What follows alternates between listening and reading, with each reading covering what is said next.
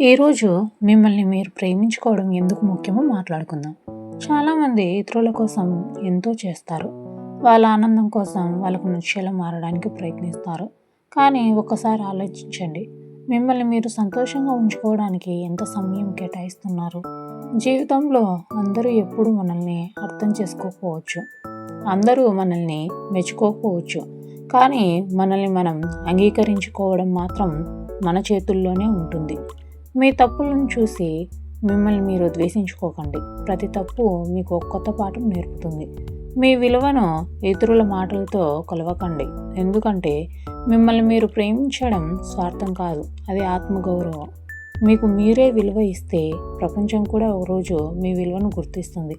కాబట్టి ఈ రోజు నుంచి ఇతరులను ప్రేమించినంతగా మిమ్మల్ని మీరు కూడా ప్రేమించండి, ఎందుకంటే మీ జీవితంలో చివరి వరకు మీతో ఉండే వ్యక్తి మీరే.